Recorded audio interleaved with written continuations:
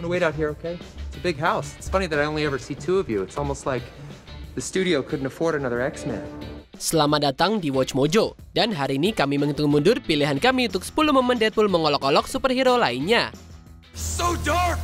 You sure you're not from the DC universe? This collar on. My superpower is just Unbridled cancer. Me a bow and arrow, I'm basically Hawkeye. Hey, it's me. Don't scratch.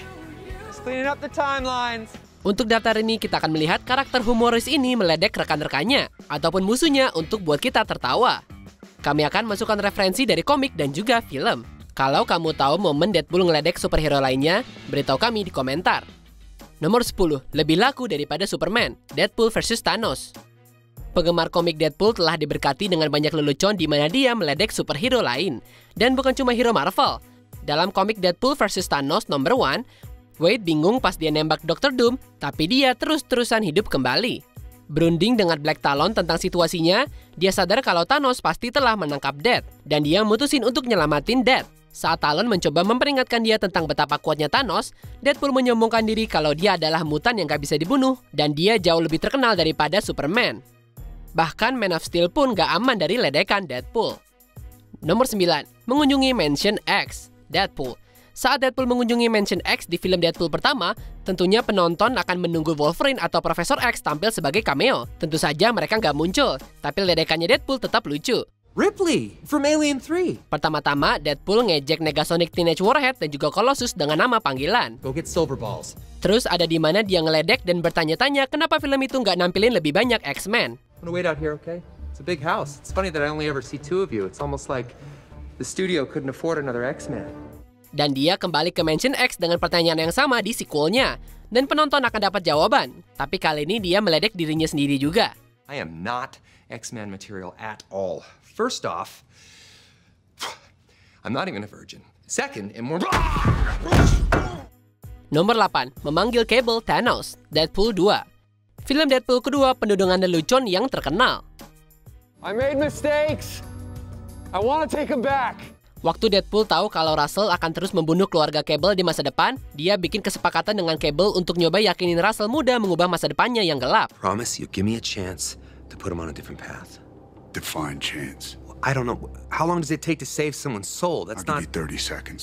Setelah Russell membongkar pintu panti asuhan, Cable bersikeras dia sudah terlalu jauh. Tapi Deadpool menyindir lagi. Zip it, Thanos. We have a deal. Itu adalah lelucon yang sempurna. Tentu saja berkat fakta kalau Josh Brolin yang berperan sebagai Cable juga memerankan Matt Titan di Marvel Cinematic Universe. Nomor 7, kebencian terhadap kostum hijau, Deadpool. Sudah banyak yang disebutkan tentang kualitas film adaptasi tahun 2011 dari Green Lantern yang dibintangi Ryan Reynolds. Not bad, huh? You're a superhero. Dengan Reynolds bermain Deadpool, tentu kita yakin Deadpool bakalan ngejek perannya dia yang sebelumnya. Why is your skin green? Why are you glowing? What the hell is with that mask? Saat Wade direkrut untuk perawatan kanker eksperimental, dia mengejek mantan karakter DC-nya.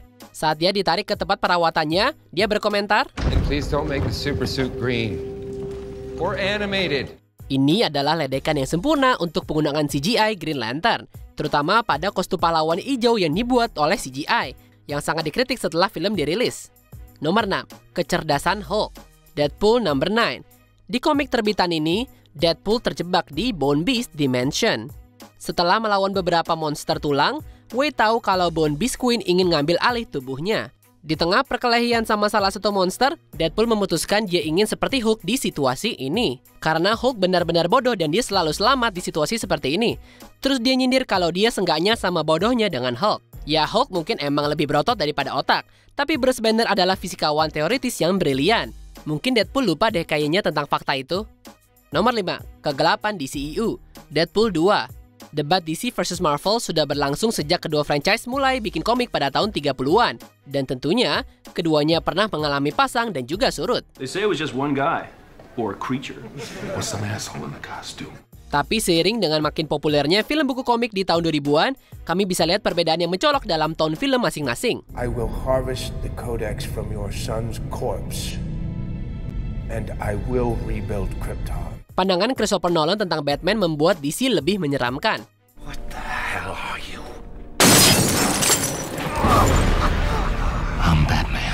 Ini juga berlanjut di DCEU dengan Zack Snyder.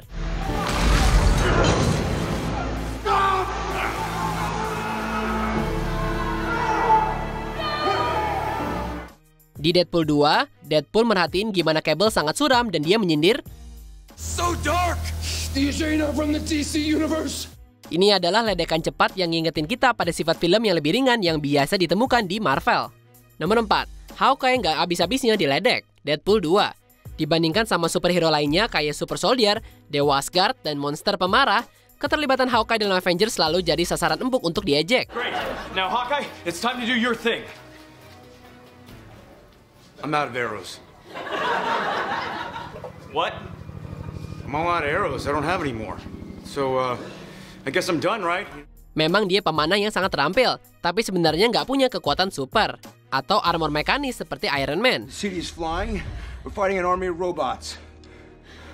And I have a bow and arrow. None of this makes sense.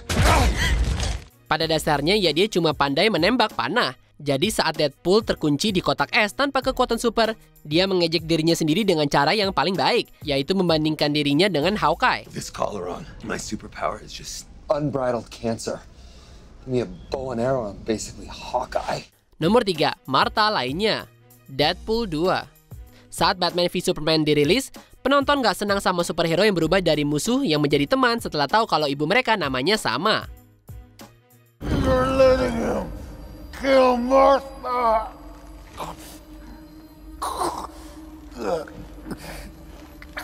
What does that mean? Why did you say that name? Sejak saat itu, momen Martha jadi sumber banyak keejekan dan juga kritik.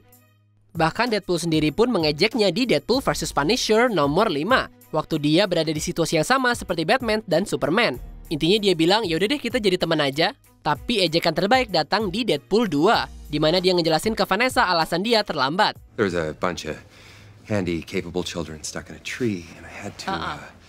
You're right. I was fighting a caped badass. But then we discovered his mom is named Martha, too. Ini ejekan cepat dan pintar yang hanya bisa dimengerti oleh penonton yang menonton dua film tersebut. Nomor 2, alasan Deadpool nggak akan bergabung dengan X-Men, Deadpool.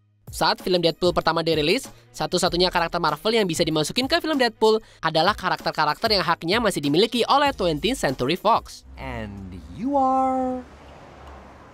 Negasonic Teenage Warhead. Negasonic Teenage... What the shit?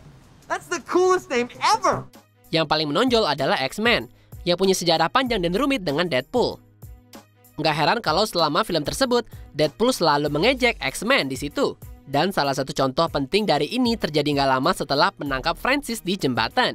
Colossus nyoba yakinin dia untuk gabung dengan X-Men, dan Deadpool nggak mau sama sekali. Listen, the day I decided to become a crime-fighting shit swizzler who rooms with a bunch of other little whiners at the Neverland mansion of some creepy, old, bald... Ini adalah ledekan yang cukup eksplisit untuk X-Men dan juga Profesor X, tapi menegaskan kalau Deadpool lebih baik sendirian. Sebelum kami ungkap pilihan pertama, berikut adalah beberapa honorable mention. Black Widow, Deadpool 2. Seandainya Natasha punya keberuntungan yang sama dengan Domino. It's really just a sip of tea at this point. Zip it, Black Widow. I'm flowing. The Hulk, Deadpool 2. Kayaknya itu kalimat yang digunain Black Widow deh. Hey, big guy, the sun's getting real low. Taskmaster, Deadpool Fall 2, nomor 10. Namanya agak kedengaran kayak produk yang terkenal. Sebelum kita lanjutkan, pastikan untuk berlangganan ke saluran kami dan tekan tombol bel untuk dapatkan notifikasi tentang video terbaru kami. Dan kamu bisa dinotifikasi di semua video kami. Jika kamu menggunakan handphone, pastikan ke pengaturan dan aktifkan notifikasi. Nomor 1, Deadpool dan Spider-Man, nonton film. Spider-Man Deadpool nomor 6.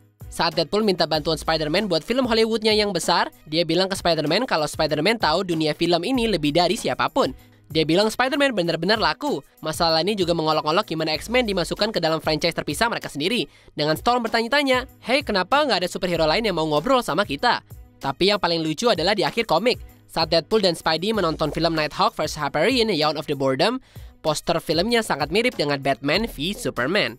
Bahkan di posternya ada slogan, kamu gak akan percaya ibu mereka punya nama depan yang sama. Ejekan yang pedas. Apa kamu setuju dengan pilihan kami? Jangan lupa subscribe ke Watch Mojo dan nyalakan notifikasi untuk semua video kami.